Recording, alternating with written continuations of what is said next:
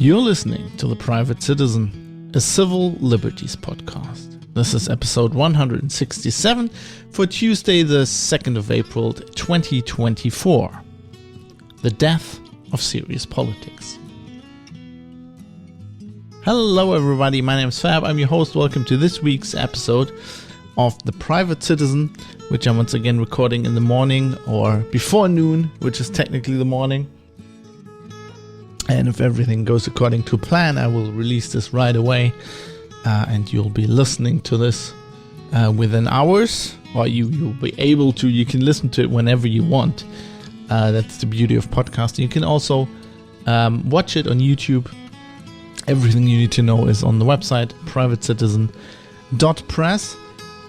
Today, I'm recording this a little bit earlier this week. I got a lot of stuff on my plate this week, so yeah, I want to get that out. I'm on the horse. I don't want to drop off the horse again.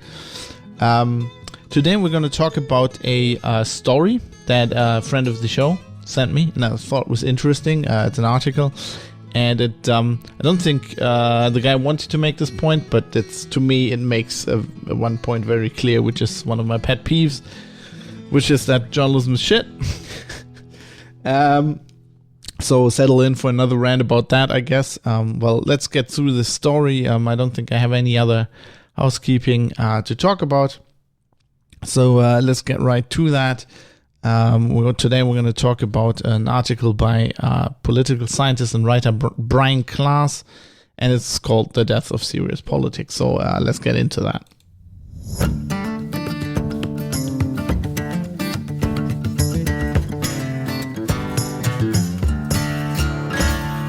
So this was sent to me by a good friend of the show and good friend of mine, Michael Mullen Jensen, who provided me with this article of Substack. I think it's free to read for subscribers of Brian Klaas, but I also have an annotated version that I'm working off that I put in the show notes. That's at privatecitizen.press. This is just the notes I took on my tablet while I was reading it. So I'm gonna read. It's not that long, so I'm gonna read his article. I've never read anything by Brian Klaas. Apparently, he has several books out. He's a political scientist from the US who works in the UK. I think he teaches at a university in London. Mike says he really likes him. And I found this article, it was, I agree with his general assessment of the situation. I don't agree with with his conclusions from it, I guess. Probably because, I'm a bit biased and I have my pet peeve. But I guess, we'll see about that. So I'm going to go through this and I'm going to stop and comment along the way. If you want to read along, go to privatecitizen.press. So this is The Death of Serious Politics by Brian Klaas. He starts with the answer: when's the last time we had a substantive discussion about policy instead of politics? Everything is now about horse races, political rhetoric, scandals, but rarely about how to solve real problems. To this I have to say, I agree with him that it's a problem that we're having in the public discourse, but I feel, and this is my personal experience, I don't know about you, and I don't know about Mike, who will probably chime in about this, which anybody free to tell me their opinion about this. And I before I start, I should probably say again, I'm very thankful to Mike for sending this in. I always say that I would like people to prompt me on stuff to do a show about, and I think this worked really well. So thanks again, Mike. Anyway, so I don't have this. I think that's a problem of our social discourse, but I don't have this problem personally. In my personal experience, because when I talk, I certainly have the problem that I don't talk about politics with a lot of people, because especially since the pandemic, a lot of people kind of either said they don't want to talk about politics at all anymore, which is it's kind of hard to be my friend if you're that kind of guy, because I also studied political science at university. I guess I didn't look this up. I guess Brian, I mean, he's teaching, so he must have gotten a degree. I didn't. But I like to talk about these things. So it's kind of hard to be my friend if you're like that. So I kind of lost all of these friends. And the other friends I talk with, we, whenever somebody, starts a discussion that is, like about this bullshit politics stuff instead of policy, I always try to deviate directly towards policy. I found that also pisses people off, because lately it's been a lot about, there was the pandemic, but lately it's been a lot about Donald Trump. And as we will see, a lot of the media on today's episode, it's going to be a lot about Trump again. I'm sorry, but it's just what everybody's talking about, right? A lot of the media actually does these stupid BS discussions, but they don't really talk about his policies. And I feel the same about Biden. There's a lot of discussion about the person and how he's better than Trump, but not a lot about the actual policies, the stuff he's done. So I always try to directly divert any discussion to this, to these detailed points, because I think the rest is not worth talking about. And I personally don't understand why the media spends its time talking about. Well, I do understand it. It's a successful business model. But as a journalist, if your interest is, this is why I quit, right? This is why I quit my day job as a journalist and went freelance, because where I was working was the same thing. It wasn't about politics, but it was, we never talked about journalism, like, how to write better stories. We were only talking about all the stuff around that, but nobody was talking about actual how to make our journalism better. And I feel that's a problem. These people worry about money and about clicks. And I think that's something that Brian will get into as well. Anyway, let's keep going. I haven't even started really. Let's get into his point here. For many of us, it's been a while. That's not because we've tuned out. It's because politics, the art of determining who gets what, when, and how, has become subsumed by scandals, outrage, discussions of rhetoric, culture wars, and above all, focusing on who's winning and who's losing at politics rather than who's winning or losing at solving problems. Completely agree with his analysis here. Increasingly, modern governance is swayed by memes, vibes, feelings forged in ignorance, and apathy for anything that requires thoughtful, sustained consideration, how to make our lives and our society substantively better. We're governed by narcissistic political influences who trade in the currencies of eyeballs and clicks rather than measuring their achievements by, say, children lifted out of poverty. I think he's right. But I don't think this is. Let me read another paragraph here, and then we'll get into that. Our political cultures encourage this grotesque state of affairs, rewarding the extremists, the zealots, the spotlight chasers, while leaving the unassuming problem solvers to languish in Sisyphean obscurity until they inevitably give up and decide to do something more productive with their talents and their time. I agree on this, but I don't think it's it is the political culture, but why is it the political culture? I personally think it's because of the media culture, right? This has somewhat changed since like the 70s, 80s. Well, I can't really talk about the 70s, but I've lived through the 80s. I was a kid, but I was always interested in politics ever since I grew up. My dad was a politician, so I kind of have a understanding of the 80s and 90s. And this was different, I think, because of the media. I think because the media was concentrating more on actual policy and actual, maybe not children lifted out of poverty, but, actual results of what politicians did more than the scandals, right? Even thinking back to like one of the earliest news stories I lived through, even though I can't really remember much at the time because I was 6. Was I? Oh, no. Chernobyl was in 86. I was 3, I think. Anyway, Chernobyl, right? If you go back and you watch the news coverage, especially the German news coverage of this, it is much more about what has actually happened than this having happened in the Soviet Union and, the political scandal surrounding that. there was certainly a lot of discussion about that later on, but like it didn't dominate the news coverage at the time.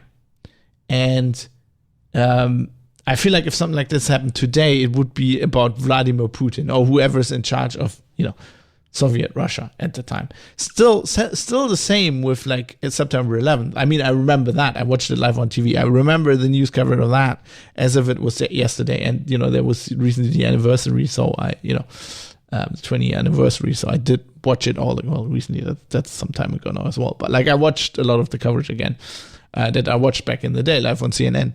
And like even days after that or weeks after that, it was, there were mistakes made, the security theater bullshit that came out of that. No question there. But like the media coverage was much more about what had happened, what to do about it, the fate of the people who died and all this kind of stuff. It wasn't about, this is George Bush's fault, right? Or whoever. Somebody, how can, like, it's because we have an idiot president that this has happened. And they could have done that, right? In many ways, George Bush Jr. was as much of a bumbling fool, or could have been portrayed as much as a bumbling fool as Trump. And he was in some circles, but that was not the main media coverage of this. So I do think in the last 10 to 15 years, the media has substantially changed. Which is, there's a symbiotic relationship between the media and politicians. Politicians use journalists and journalists use politicians. So it's kind of, if the media culture changes and the thing that the media cares about, the political culture will change. So I'm not denying that the political culture changed, but I don't think that is the root of the issue. And we'll get into that further in a bit here. To go on with what Brian says, we talk about politics endlessly, but almost never debate policy. Tune into the news, which is, this here he gets to the point of the root of the matter. Turn into the news and you'll get a fire hose of information about political intrigue, but too often virtually no new information about the actual nuts and bolts of solutions or governance. Exactly. Because journalism is shit these days. Here are some screenshots from Monday's top news from Fox News, MSNBC, and the New York Times. You got screenshots, obviously. Notice anything? Where's the policy? Politicians are supposed to be vectors to solve our problems. They're not supposed to be the story. We are supposed to be the story. And many of our collective stories of ordinary people struggling in modern society are tragic. Not just because they involve suffering and despair, but because their suffering and despair is completely avoidable in the richest countries on the planet. It's not that we lack the resources to eliminate needless suffering, but rather that we are unable to effectively coordinate and allocate our resources. That's a maddening enough state of affairs, but it makes you want to fling stuff at a wall when you recognize that we're not even talking about how to fix that dysfunction, because our collective political brainpower is focused on political stunts, horrific rhetoric, or armchair analyzing of the cynical personalities of political psychopaths who would happily let thousands of faceless children go hungry if it meant getting their face into a slot on primetime Fox News or the New York Times, I would like to add. I agree. Again, mostly I agree with almost everything he says, but I think he's missing the mark, because the root again, I think the new root for the problem is the media, but the root on the side of the politician isn't different. Politicians are supposed to be vectors to solve our problems. They're not supposed to be the story. Technically, right, but you can see politicians being the story if you go as far back as, I'm currently reading about the Roman Empire. If you go back to Caesar, right? He was so much of the political story of the day that he's still there's classics of world literature that were written about him that we still read today, or that he wrote. So anywhere you go, I study in history, like my kind of era, the person I found most interesting was Otto von Bismarck. And he was, in many regards, during his whole reign as chancellor, he was the story. He was, today you would probably compare him to Trump, and say that he had this cult of personality, which he didn't really I feel, have at the time. He was just certainly not on purpose. He was just very assertive and a very, very, very strong-willed and effective person at getting his. And he was a showman, right? So there's this very famous story when Bismarck was just a budding politician, and he was sent to the Deutsche Bund back in the day. It was kind of the parliament of all the German states, which at the time were kingdoms, and one of them was actually an empire, the Empire of Austria, and the emperor, the person who was sent to this parliament. This was kind of more like the House of Lords, I guess. The person that was sent there from Austria, because everybody, all the other states were kingdoms, and this was an empire, right? So the person sent there from the emperor had kind of special status, and this was exemplified by the fact that he could smoke. That was the only guy who was allowed to smoke in the parliamentary. We're talking 1800 something, right? So people were smoking back then, but even in House of Parliament, I guess. But this was special. This was a privilege you had because you were sent by the most powerful nation, or the ostensibly most powerful nation. Now, at the time, Bismarck was represented Prussia, which was on the rise. Austria was falling. Prussia was a kingdom, was on the rise. Prussia was starting to challenge Austria. And to make this point across, even though he was relatively unknown at the time and, somewhat of a young upstart politician, to make this point across, when Bismarck gave his first speech in this parliament, he very, very deliberately got to the podium, pulled out a huge cigar and lit his cigar and was smoking while he was making a speech, very publicly challenging the authority of the Austrian delegate at this point. So he was a showman, right? And this was also part, the press was very different back then. Bismarck actually had his own newspaper. All the political parties had their own newspaper. But so what I'm trying to say is that this has been a factor of politics forever. Politicians are supposed to make our lives better, but to be honest, they're in politics because they love power and they have a big ego. You can't be a politician. You can be a politician without having a big ego, but you'll be a shit politician, right? All politicians have a big ego, kind of like all journalists. But I think what has changed is that the press has concentrated on this because of the internet. Because, the press was challenged in one regard by the sorry, my voice is cracking for some reason. The only thing that will help there is whiskey, but I only have coffee because I need to drive later, so I have to make do with coffee. So please excuse my voice going. I'm starting to sound like Bob Dylan, except I can't sing. Can't write songs either.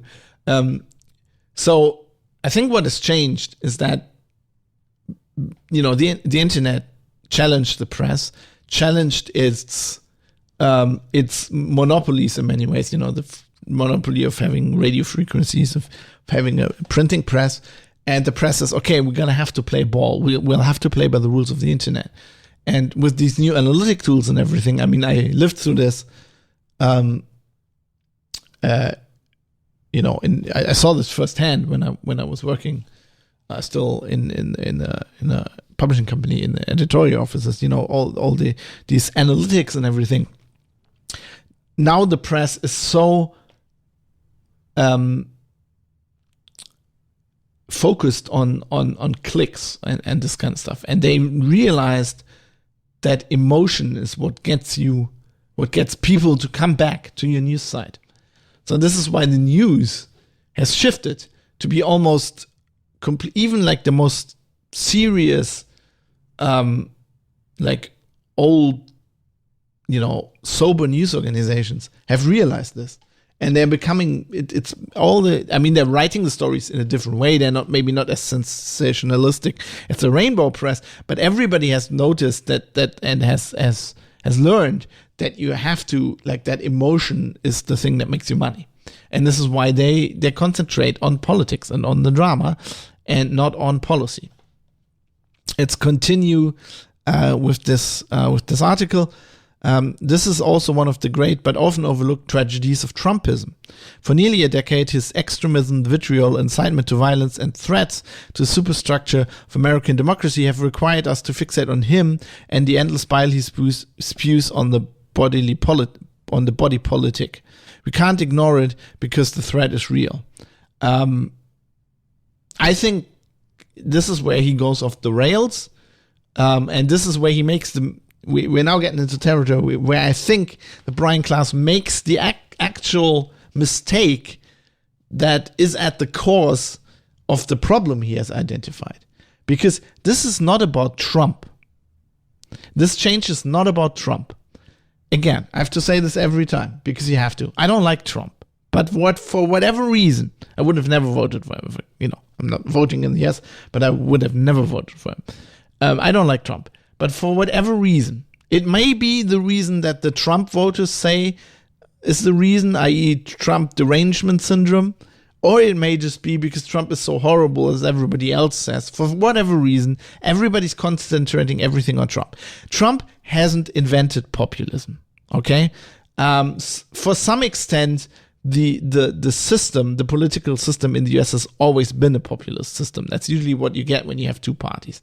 It's gotten worse under Trump, but I don't think it's Trump's problem because it wasn't caused by Trump. It hasn't stopped when Trump left office, right?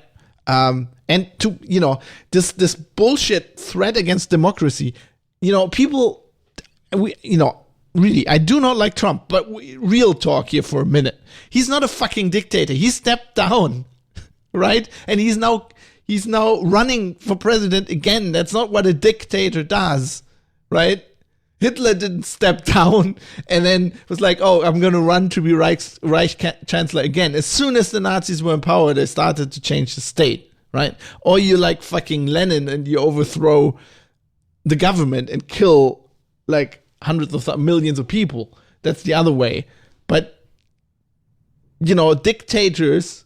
if you want to, this is a little bit more controversial and you really want to get into it. But if you call somebody like Putin a dictator, right? I mean, there are arguments for that. One of the arguments is because he isn't losing any elections.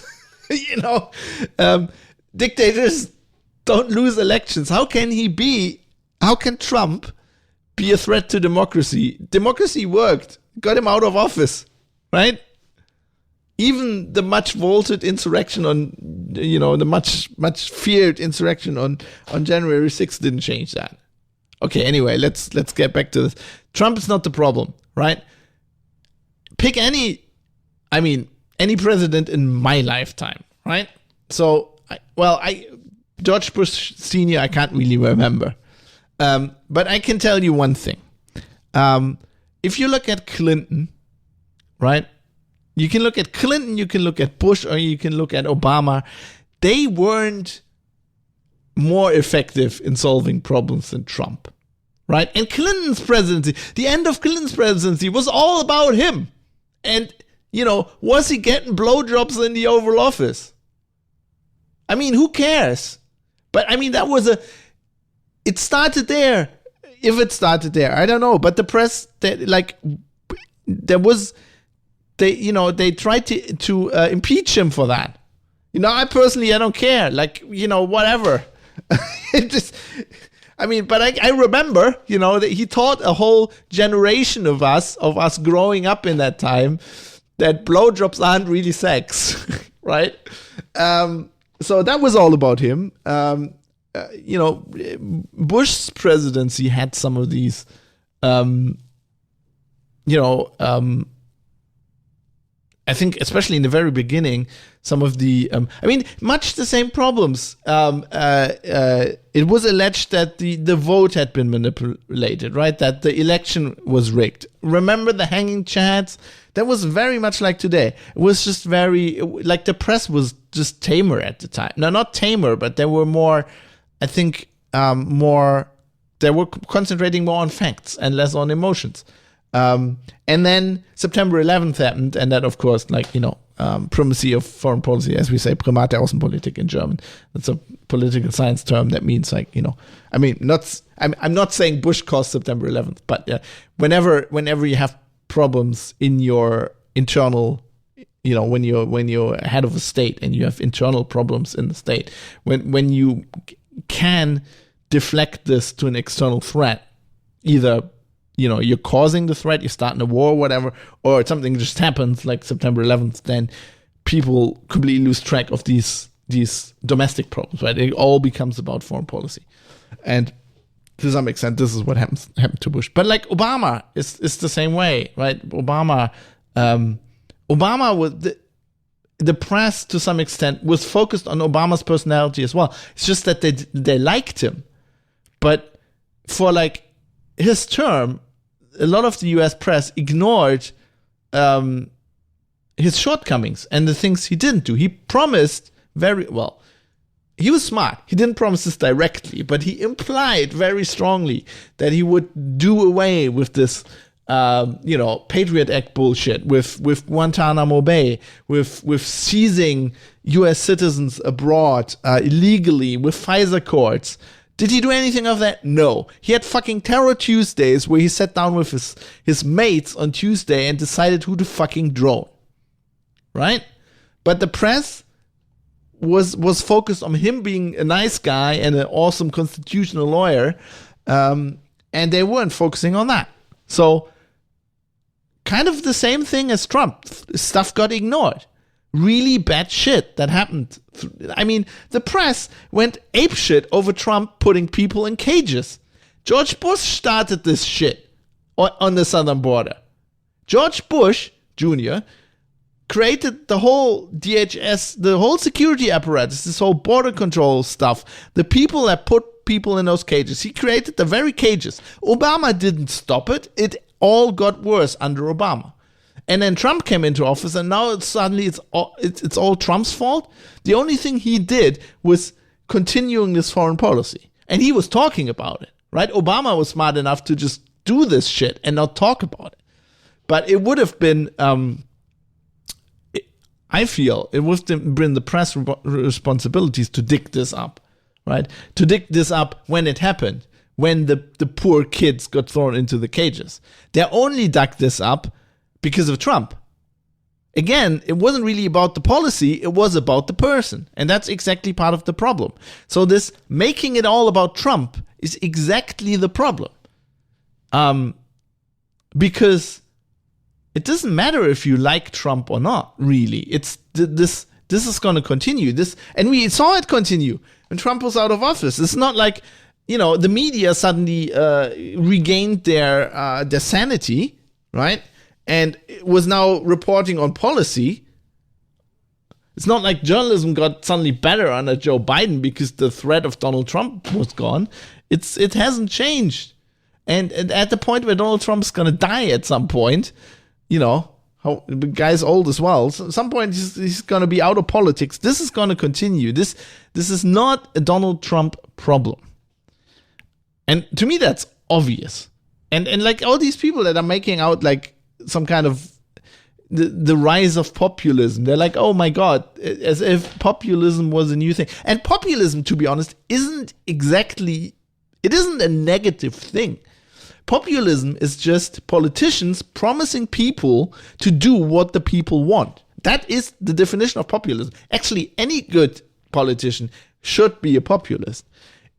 Of course, it's got a bad rap because people like the Nazis used populism to gain power and then do horrible shit.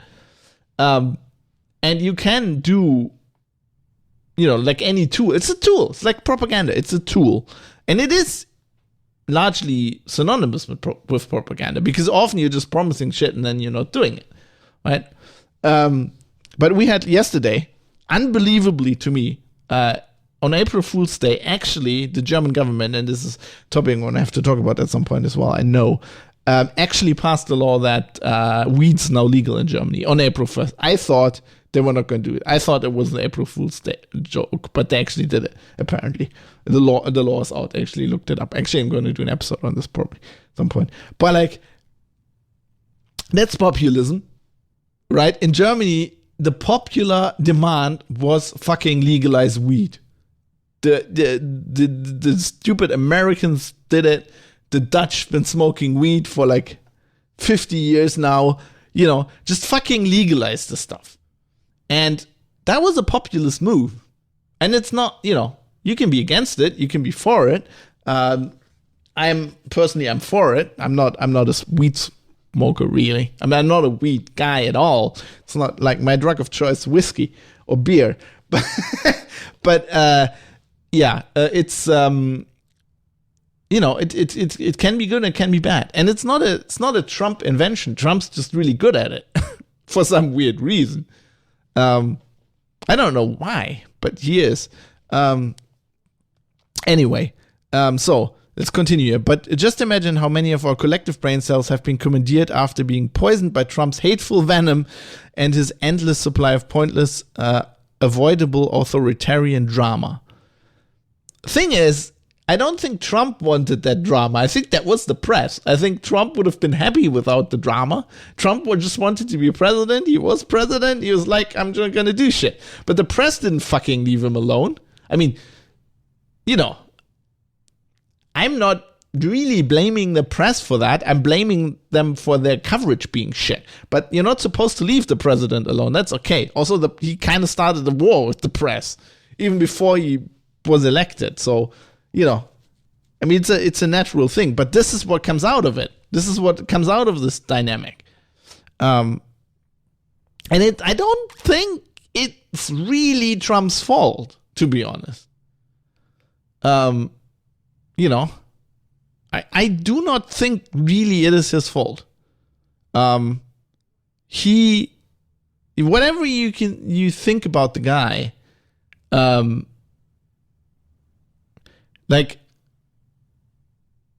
just don't agree with these choices here, calling it hateful venom and his endless supply of avoidable authoritarian drama. I mean, maybe, but I rather have authoritarian drama than no drama. Nobody's fucking questioning Joe Biden financing the war in Ukraine. Then you don't have any drama, but you have hundreds of thousands of people dying. Is that better?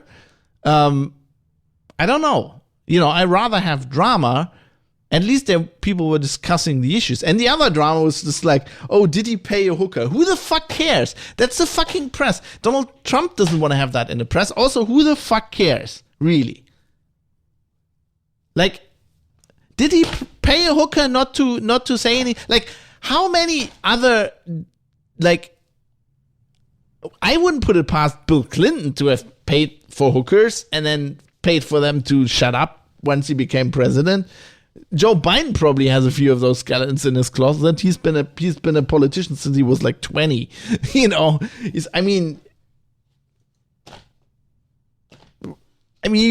can make that the story, but then don't complain that it's the story. I don't get it. If I have a choice between, between investigating whether a president is unfaithful to his wife, maybe a misogynist, I don't know, has weird sexual fetishes, and investigating why major global conflicts that could lead to World War III get started and sustain and, not end it. I mean, that would be my focus as a journalist. But hey, that's just me. Right. Many of us know what Kofi refers to, even as we struggle to keep track of his 91 felony indictments, all while we debate what he really meant when he warned of a bloodbath during a rally that began with him saluting the convicted January 6th prisoners. I mean, the 91 felony indictments, this is just a prime example, right? This is the Democrats. Have you actually read these indictments? I have. A lot of that is pretty much all of it is utter bullshit. I mean, some of it is stuff you can indict somebody for, of course, yes. But like, would you, if you pick any sitting House member that's been in politics for like 20 years, they're going to have some of these. You could, I mean, the Clintons had like shit going on with real estate. I think Obama was pretty clean, to be thinking of it. Obama probably didn't have, but he must have had, they're politicians on that level. They all, have like some racist shit they said in the 60s. They did some drugs. They probably fucked somebody they shouldn't have. They did shady deals. Jesus Christ. I mean, this is the problem. You're making it, or, the one part of the political establishment is making the whole story about the guy who's president, who wants to become president as candidate, whatever, and then the press just runs with that.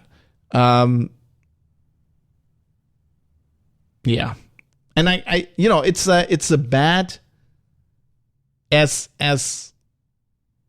Brian correctly identifies, it's a bad force in society.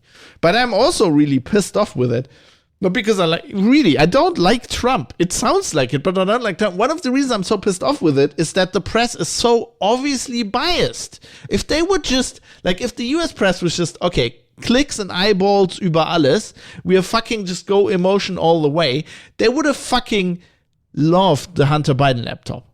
Even if it wasn't legit, they would have reported that. The New York Times, the Washington Post, CNN, MSNBC, they've reported loads of shit that wasn't legit.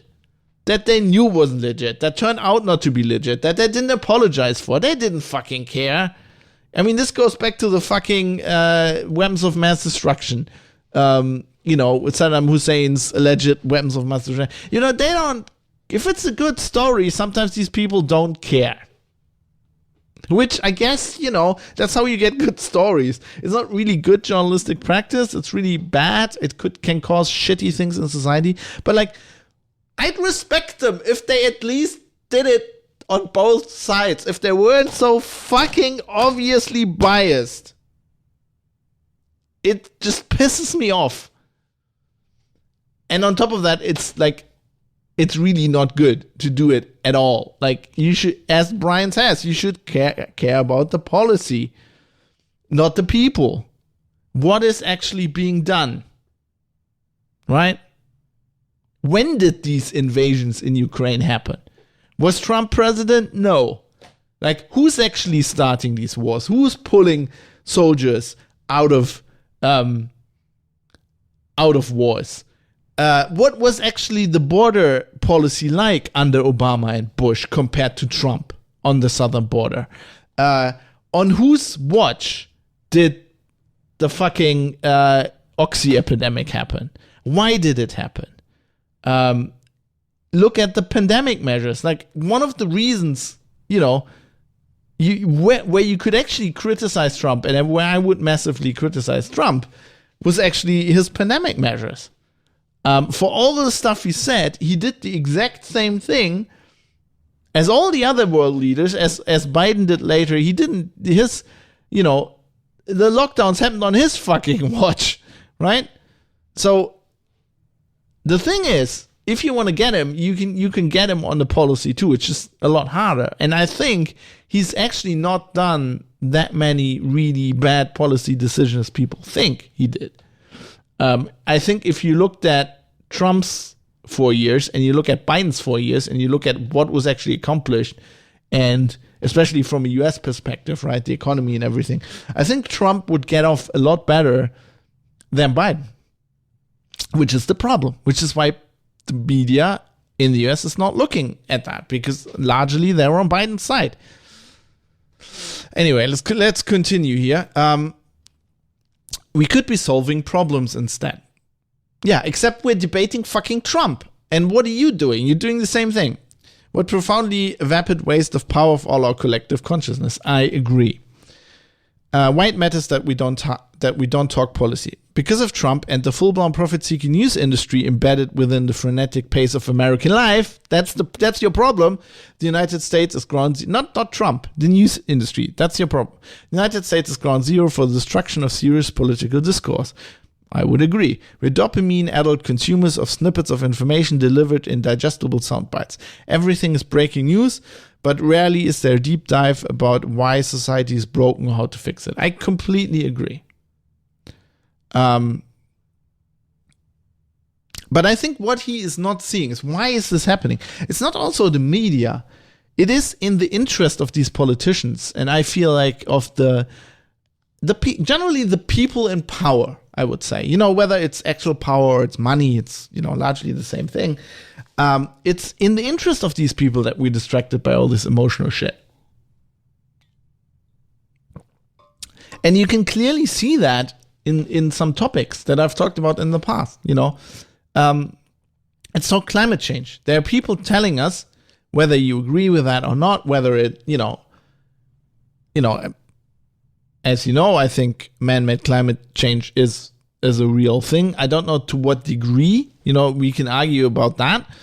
But we're not arguing about that. And we're not, we get told by people, not only like celebrities, but politicians, that this is the most important thing there is. And we need to solve this problem, and we're doing everything to do that. And then these same politicians fly around the world in fucking jets and have parties and what the fuck. It's just like, during the pandemic, they said everybody needs to stay home, and then they themselves didn't stay home. They had like fucking parties and restaurants and the media is not looking at that.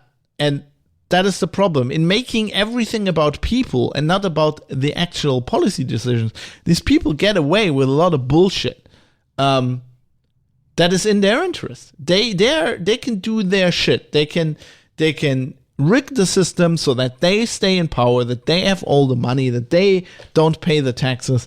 This is why we're not lifting children out of poverty. And I'm not saying it's a conspiracy and it's orchestrated, but it's just how the system works, right?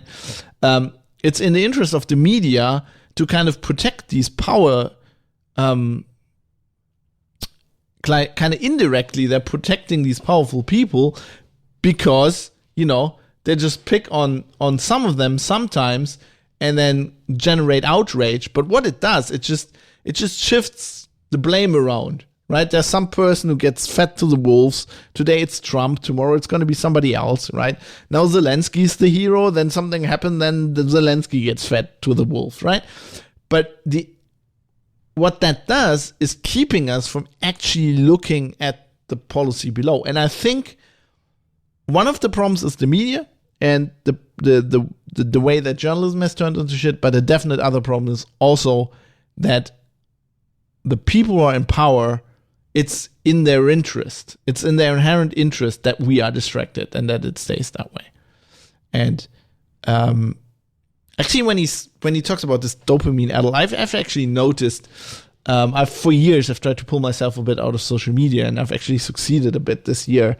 And one of the reasons is I'm doing a lot more exercise. I'm doing a lot more sports, and I used to hate sports. I didn't do any sports for like 20 years. I played football as a kid. That's soccer for you Americans. And then I just went running once in a while, but I fucking hated it. And I've actually, through a friend who's been doing exercise since, she was very, very, very young, who's continuously pushed me to kind of challenge myself. I actually discovered, and I still don't, things like running, I still don't enjoy. And I sometimes don't enjoy the process, but at the end, you get like this endorphin rush kind of. And I now understand why people actually get addicted to sports. And I might be addicted to sports myself a little bit. It's kind of weird because I'm doing Muay Thai kickboxing now, and you're kind of suffering, right? You get kicked a lot. You get like hit in the face. You get kicked on your muscles, which are already under strain, and then somebody just wham, fucking kicks you in the calf, and you're like ah, and it like really hurts. But afterwards, you feel really good. And I think this somewhat, I don't know if endorphin rush has kind of replaced whatever like dopamine rush I got from social media. So that kind of really worked for me. But I do realize I didn't, through that I've kind of learned, I thought like this like dopamine addiction thing with social media was bullshit. But I think I believe in it now. Like I think I believe that that's the case, because just from pulling myself out and kind of replacing that with another rush, I think I kind of feel that it's real. It's not as high level as you get in exercise, but I think it's there. And I think you fall into like if you just try to quit social media, like, cold turkey, you just fall into this. You just, fall into this dip, and you don't really realize. Anyway, so I feel Brian nearly got it here. He nearly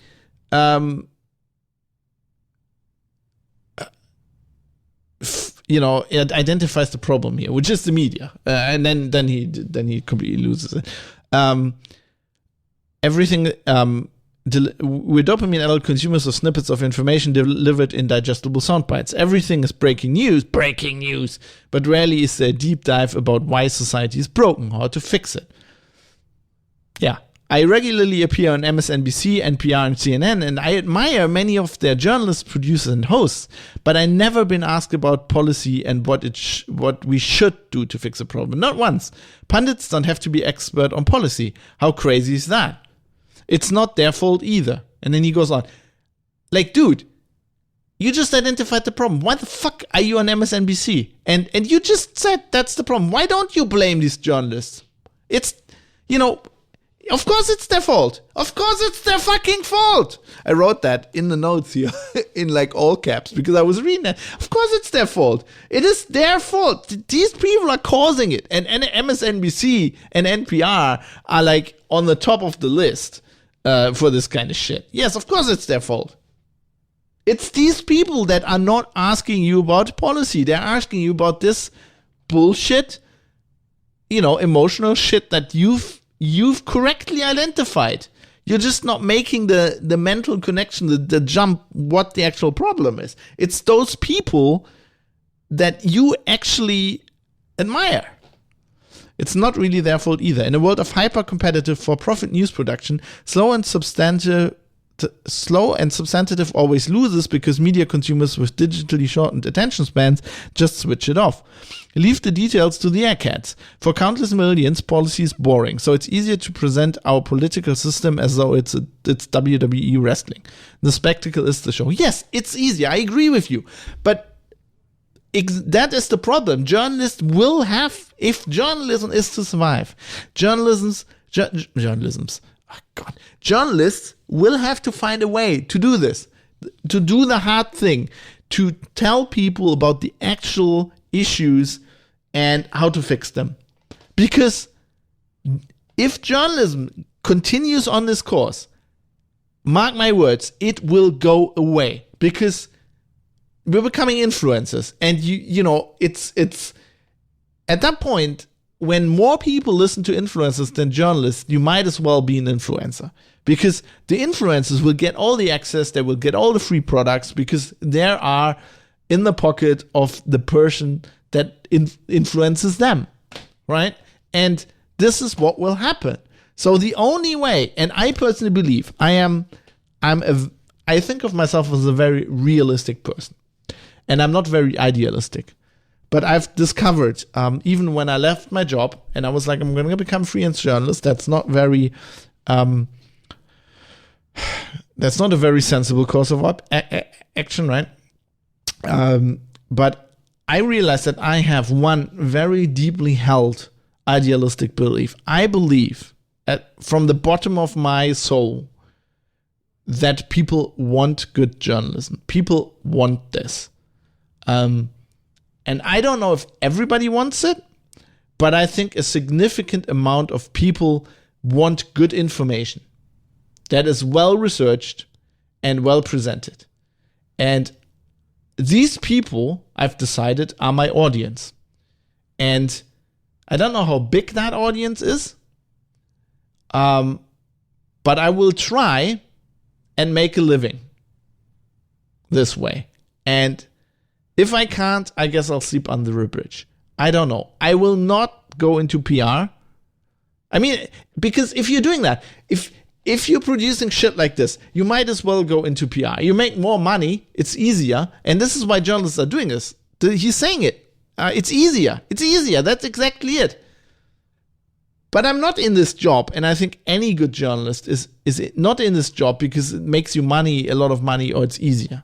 And I think what he does, and what a lot of people do, is he confuses the interest of a publisher with the interest of a journalist. It's not the job of a journalist to make the fucking news outlet money.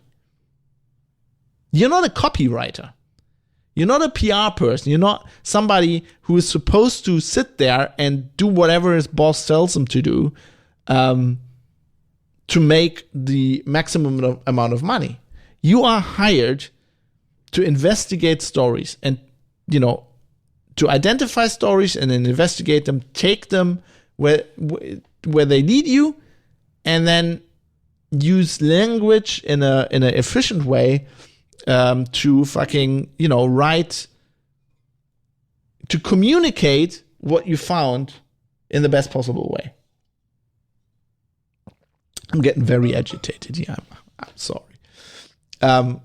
But that's just the way it is. That's what I believe a journalist is, and what the job of a journalist is. It's the job of the publisher then to turn that into money. And they make good money. There's no excuse. I mean, yes, journalists get paid less and less. There are fewer journalists. You don't have the time, but you have to take the time or fucking quit. I have zero emotional, I have zero empathy for these people because I did it. I fucking did it. I went fuck this shit. I have a safe job here. I make good money. I could continue down this road and let people tell me what to do and basically produce shit journalism, or I could strike out on my own and try to fucking make it, writing and producing what I would like to write, right? What I think is good for my audience and not for the money, not for the company I work for. So I strongly disagree with this. It is their fault. The fact that news is turning into WWE is the fault of the people producing the news. It's not the world. It's not some nebulous, there are pressures out there, yeah, but at the end of the day, it's their fucking fault. Because they don't have the backbone, apparently, to stand up for what is right. And what kind of really annoys me is that he correctly identifies the problem. He correctly identifies what it does to society, but doesn't see why that is and who's at fault. Also, why are you writing on Substack then? Right? Isn't that why we're writing on Substack? Isn't that why we're trying to sell our reporting, our commentary directly to our audience, so that we can give the audience, that's why we use platforms like this. That's why we're trying to establish this business model to sell this shit directly to the people, so because we want to get we want to get a way for people who do want quality content to pay for it, to reward the people who write it, to get away from this shitty system that we have right now.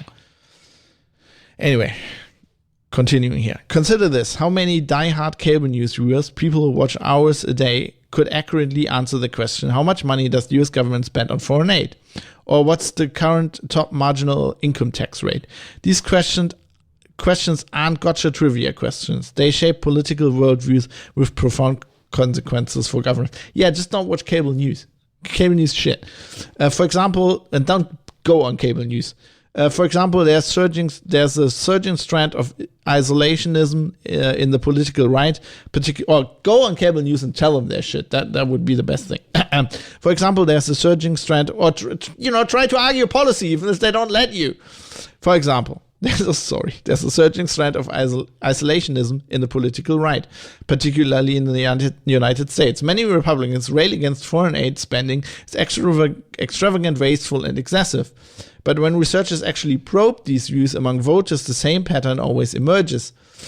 When Americans were asked how much of the federal budget they think spent on foreign aid, the average answer is 31%, about $1 in every $3. The same Americans are then asked what percentage would be appropriate. The most frequent answer hovers around 10%. In reality, foreign aid consumes less than 1% of the US federal budget. In other words, the people railing against the excesses of foreign aid would, if their stated views were enacted, lead to a tenfold increase in foreign aid spending. This is complete bullshit, right? I read this and I was like, this can't possibly be right. So I looked this up, right? The US spends alone around 20% of its revenue on the military. Okay, that's not foreign aid, but I think the people you're asking are looping that into there, because what do they do with the military? They go to other countries and fight wars that are ostensibly not in the interest of the United States. They are, of course, but like the war in Iraq wasn't sold to the US public by, hey, we need fucking oil. We need the oil to be cheaper. It was sold by, hey, we need to help these poor oppressed people who live somewhere there, like these brown people in the sand, right? We need to help these people. So if I was a US voter, I would think that's foreign aid, right? And his numbers can't, in reality, foreign aid consumes less than 1% of the US federal budget. So, I mean, it might technically be right, but I looked this up. I couldn't find this number. What I did find was that Biden has spent $75 billion on the war in Ukraine, right? And I think that was in the last 2 years. And that is actually more than 1% of this, 1.2% or something of the annual budget. I'm not buying any of this. And I think that's just a shit example. I think he could have, he's I don't know, he's obviously a Democrat or progressive, more left leaning. And he's like, oh, this is a dumb Republicans. I mean, how does this surprise you? The US was always an isolationist nation generally. I mean, World War II is an example, that disproves proves the rule, but yes, the US has some interventional tendencies since then, but generally speaking, the US has always been isolationist. That's always been a strong strain in US politics. And yes, if I was a US taxpayer, I would ask, why are you paying $75 billion on the war in Ukraine? What do I actually get out of that? The possibility of World War III and nuclear destruction? Great.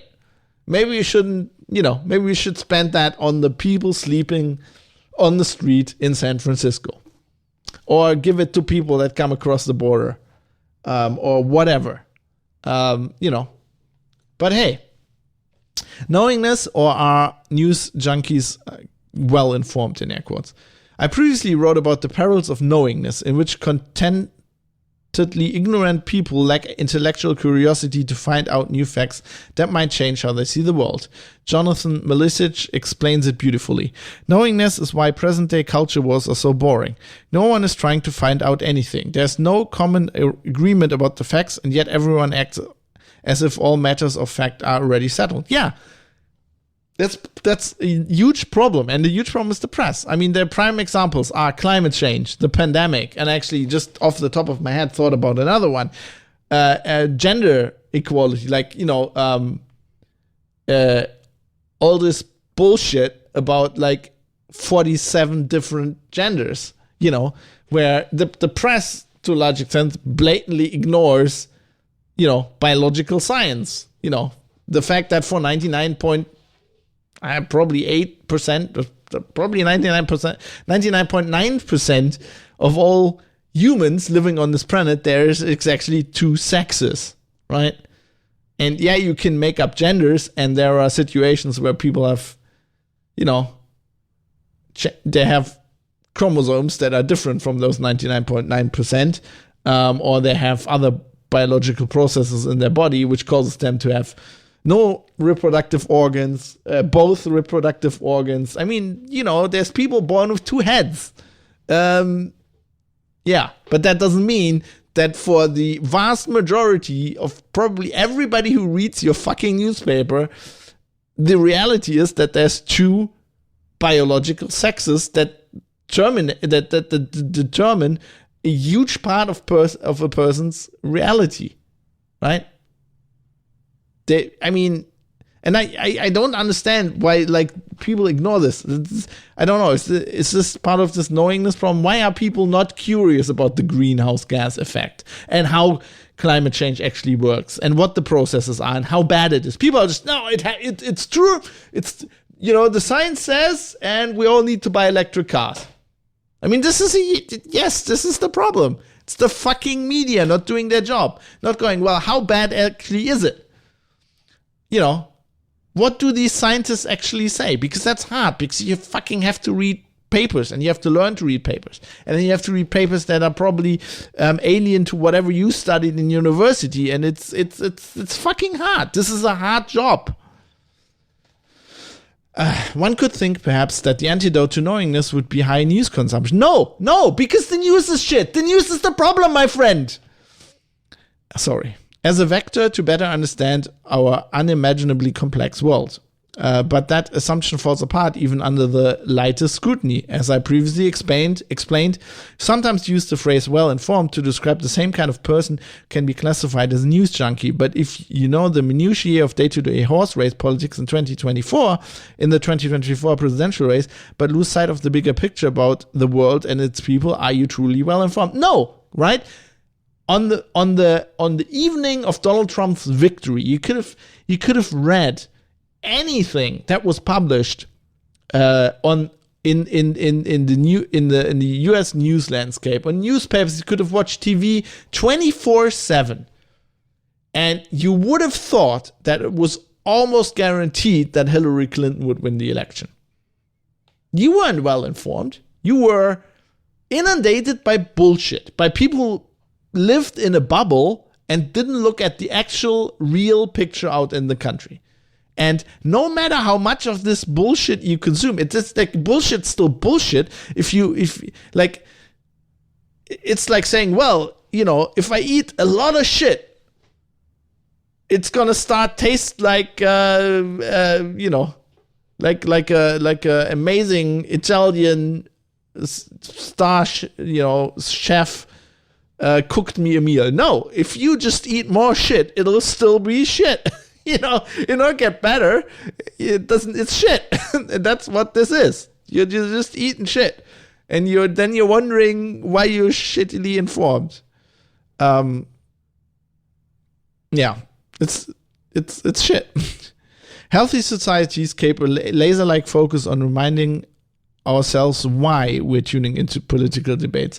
Politics isn't reality television. It kind of is. It's real life. As NYU's Jay Rosen puts it, we should care about the stakes, not the odds. Why it matters rather than just endlessly debating who will win.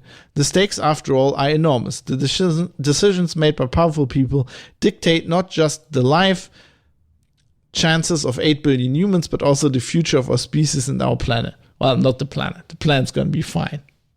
Just to quote, who was it again? I did an episode about this. Shit. Why did I forget? What the hell? Now I have to look this up. God. The planet is fine. Who was it? George Carlin? George Carlin. Planet will be fine. Planet is okay. Humanity itself will all be okay. If a few million people die, it's just a rounding error. With existential risk lurking with greater frequency than ever before, our endlessly complex world demands serious politics. Instead, we have shouting octoboxes of pundits on cable news, TikTok reels from incendiary randos, craven politicians who have morphed into political influencers and populist demagogues who have tapped into a proud vein of ignorance with our ailing body politic. Yeah. So, but the threats are not what you think it is, and the problem is that, the threats also not climate change. The threat we have right now, the biggest threat we have right now to our very survival as a species is World War III and fucking, nuclear. And how do they say in Doctor Strange? This is it, boys. Nuclear combat, toe-to-toe with the Russians. I believe that's Slim Pickens, isn't it? R.I.P. Slim Pickens. That's the threat. Nuclear combat, toe-to-toe with the Ruskies. That's what's going to happen. That's the problem. That's a much bigger problem than climate change right now. But are we talking about that? No. Because everything's Donald Trump's fault. The scale of the problem demands not just a radical restructuring of our media ecosystem and the norms within it, but also changes in ourselves, such that we collectively consume news that covers policy and problem solving, not just political intrigue. In the meantime, we can all do our part by voting with our clicks and being stubborn about when we focus our coveted eyeballs, rewarding outlets that inform, educate, and debate solutions. He's right?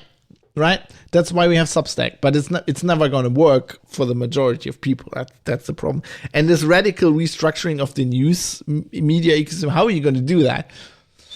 Become authoritarian and outlaw MSNBC. I mean, I don't like MSNBC, but that's not the solution. Shoot Rachel Maddow. That's not going to solve the problem. Or whoever. How do you want to restructure the media? Do you want to deprivatize all newspapers? That's not gonna solve the problem. Right? My phone's. Oh God, I fucking hate. Airplane mode doesn't mean airplane mode anymore, right? I put my phone into airplane mode and it's still got Wi-Fi for some reason, and it's sending me messages. Jesus, you're gonna have to turn this shit off. That's another problem. You also have to turn it off because they're doing these alerts now every other month here, where it's everything just goes beep, beep, beep. This is a warning alert, as if if the Russians attack, it's gonna help me. The German government's we have they test all these sirens and air raid sirens, right? What for? If the Russian CBMs are on the way, where are the bunker where I'm supposed to go? And even if it's I've just been reviewing. I got screeners for the Fallout series, Amazon's Fallout series. Can't talk about it. All NDA. I can't they'll shoot me. But I've been watching that, and it's been thinking about Fallout again.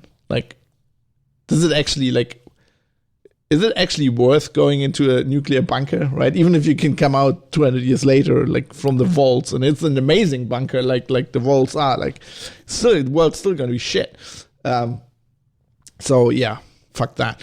Until then, I fear that we will remain stuck on an endlessly dystopian racetrack, watching with eager anticipation as we enthusiastically debate which political horse and jockey will win, as all our rivers dry up and all our democracies collapse.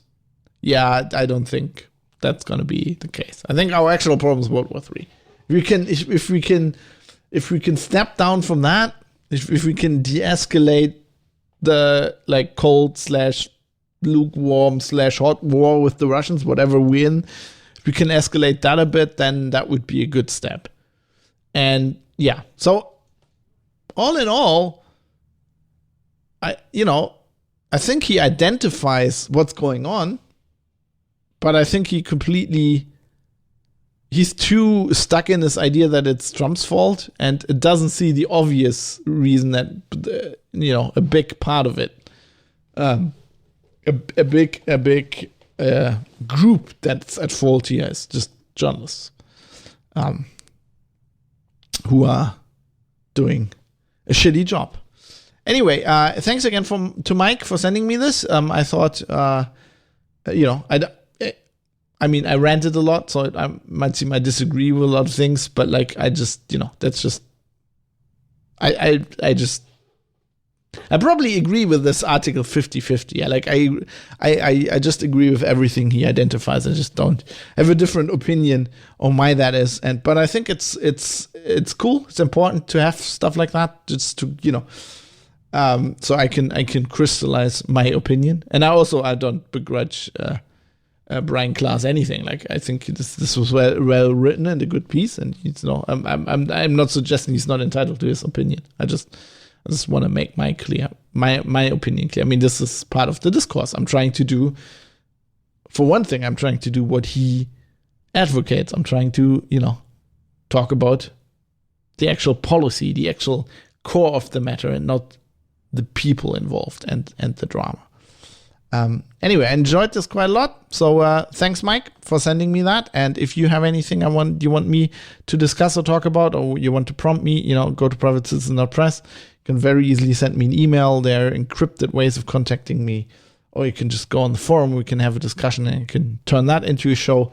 That would be quite nice as well. So with that, let's get to a very short listener feedback section.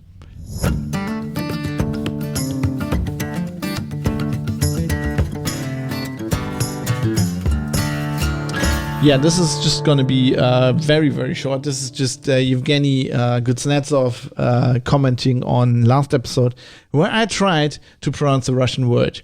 And unsurprisingly, I completely fucked it up. So this is how, because, even though I had IPA for it, the International Phonetic Alphabet, not the beer, it's kind of, as I tried to explain to Yevgeny on the forum, it's kind of, sometimes doesn't help you if you're not used to pronouncing the actual phonemes that are in these words, because, I don't have any experience with Russian, so there's a lot of sounds in Russian that you don't really use in any of the other languages I do have experience with. So I can look up how to, pronounce them. That's what IPA is for, but you'll still fuck it up. So this is how you say, I think this is the fourth power, kind of the fourth estate in Russian. This is how you say that correctly. Четвертая власть. Kind of sounds like somebody's calling you an idiot. I can't even, he can say it and I can't even follow that up. Четвертая Shittiota? власть. Vlast. I can do Vlast. Четвертая. Chitiota? Chitiota? Damn, Russian isn't easy, is it? Chitiota Vlast. Четвертая власть. Chitiota Vlast. See, I can't even, that's the obvious problem. I can't even say it. If you say it, I probably would have to take some basic Russian lessons on how to just pronounce things. One of the things is I learned French in school. Right? In Germany, you learn English, and then your second foreign language is either French or Russian usually. And when you're living in West Germany like me, it's French because, next to the French. And when you were in East Germany, it was Russian because, it still is, because obviously the influence of the Soviet Union back in the day. And I learned French, and I still suck at, I can't talk French. But I can still read it a little bit, and I can pronounce it. I can, reasonably. A French person would say my pronunciation is horrible, I guess, but I can kind of almost still, that's one of the things I retained from learning French. I would love to have that about Russian, to just being able to just read words and pronounce them. Wouldn't even have to by read I mean learn the alphabet. I kind of, Evgeny, that kind of annoys me with Russian. I mean, the Chinese have a good reason, or the Japanese, they have a good reason to have their own alphabet. It's just kind of culturally developed. I guess at this point, the Russian alphabet did too, but, the church I feel the Orthodox Church just introduced it as a branding measure. And possibly to fuck people over. But it was kind of really, really deliberately introduced. It's not like the Japanese who went we'll kind of writing Chinese characters and then we were building our own alphabet out of that. They were let's make an alphabet. Let's just fuck with people. If they want to learn our language, if they want to be part of the club, they're going to have to learn this whole new alphabet that we kind of cobbled together from the Greek. And yeah. Anyway, I'm just bitter because I can't fucking speak Russian. Thanks for sending that in, Evgeny. Somebody who studied linguistics, I try to get things right when I can, within my limited skills. Anyway, thanks for that. And if you have feedback, please go to privatecitizen.press. Let me know.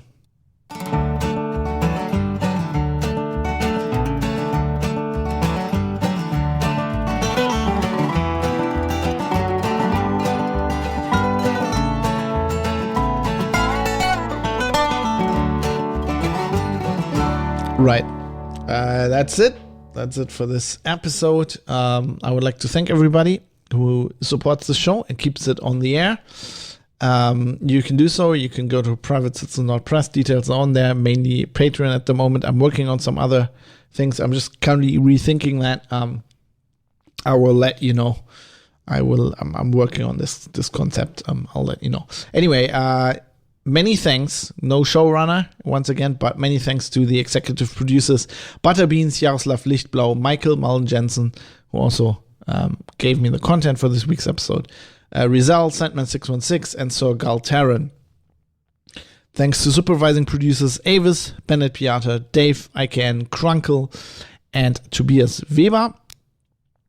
Thanks to Andrew Davidson, Astro C, Cam, Captain Eckert, Dirk Didi, Fanny Mansour, Florian Pigosch, Joe Poser, Mr. Amish, RJ Tracy, and Robert Forster. And also thanks to Jonathan, Johan Sunin, Kai Sears, Ricky M, Steve Hose, and Vlad. Kind of,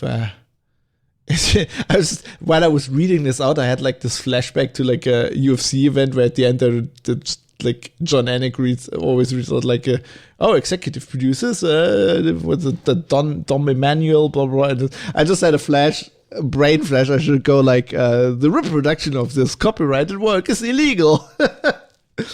Of course it isn't. It's a podcast, so share it, people. Anyway, thanks everybody. Also thanks to Bytemark at bytemark.co.uk for providing the service that I used to host the show and also providing the bandwidth. I couldn't do the show without them.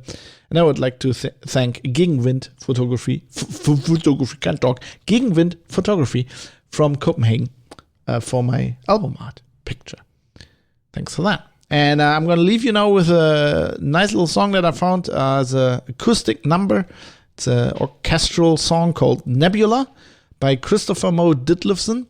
I licensed this music from Epidemic Sound, and he is a very prominent, composer on there, and I really like his music, so I'm gonna play us out with that. And I'll see you probably next week. Until then,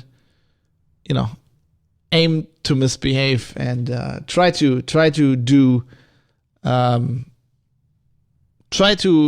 listen to Brian Klaas and try to choose where you spend your money and put your eyeballs. I know it's hard sometimes, but I do agree with Brian that we should have less drama and more substance. So try to seek that out. That's also misbehaving these days, I guess. Just common sense. Common sense is misbehaving these days. Jesus.